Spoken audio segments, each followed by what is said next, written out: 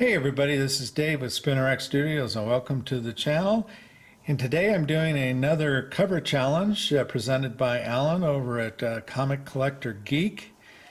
And appropriately, this week's challenge is monsters, which is of course fitting with the holiday Halloween season that we're in. And first we're going to start off with Where Monsters Dwell, number 10. And this is cover pencils by Jack Kirby. But interestingly, Marie Severin did some retouches and additions to this cover, and it was inked by Steve Ditko. So three stalwarts of the Marvel universe there. But anyway, there's an appropriate cover with Gigantus the Monster. All right, next we're going to move to Twisted Tales 3D. And this is a wraparound cover by Steve Houston. Now, Steve was an interesting guy in that he was more of a fine art, abstract human. He did kind of a lot of abstract work, a lot of human figure work. And you can see this is a painted cover with the monster peering out at you.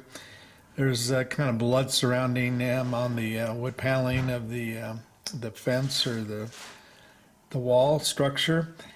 And how Mr. Houston came to do this cover, I don't know, but like I said, everything I saw online, his work has primarily been in the fine arts.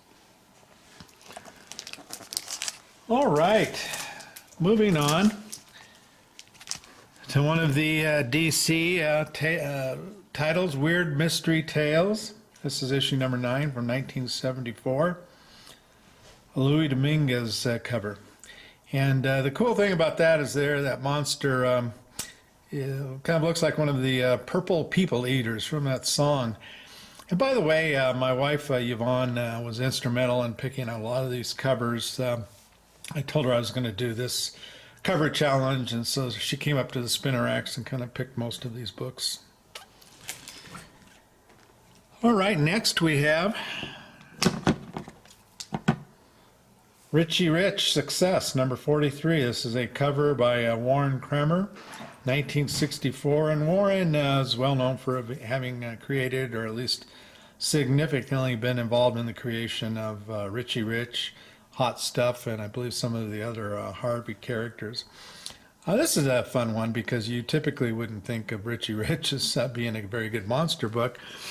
But here you can see the title actually says, "Is Richie a Monster?" Well, he sure looks like it there in the cover. Okay, we're moving to another, staying within the Harvey line, another Harvey title, and this is Spooky Spooktown number 54. And there is Spooky being spooked himself by a monster. And I'm not sure, I couldn't find a cover artist reference on this particular comic. Okay, moving on. This is from Pacific Comics, Alien Worlds, number 5. This is a John Bolton cover from 1982, and very cool monster cover. And the interesting thing to me about this cover, and I'd be curious if you think so too, it very much looks like an Alex Schomburg cover, just the kind of the almost the painted style to it, and the way the cover generally looks very much like some of the well-known Schomburg works. Okay, we're moving on to Little Dot. This is issue number 50 from 1971. Once again, cover artist is unknown, but here you'll see that Little Dot has got a sea monster on a rope there. He's got the rope around his neck, so she's kind of taking care of business. Meanwhile, everybody else is running away.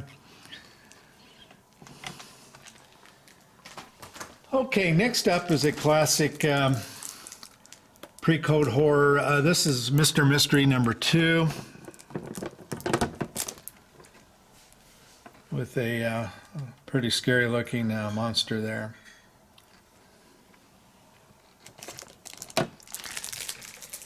Next, we're going to move back to the Marvel books of the early 70s. This is from 1971. This is Creatures on the Loose, number 13. And this is what comes out of your TV when you've watched too much TV. And then my final of the 10 covers is X-Men number 40. I think in a monster challenge, you've got to have Frankenstein in it. And so this is a pretty fun cover. I suppose when this came out, most people didn't expect to see Frankenstein the monster on an X-Men cover. But, you know, back then, Frankenstein sold comic books. He sold a lot of things, popular character.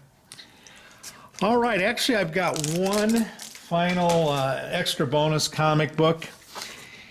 And Stan Lee and the gang, and I think, what, around 61 or 62, you know, when they started kind of the new Marvel universe with the superheroes.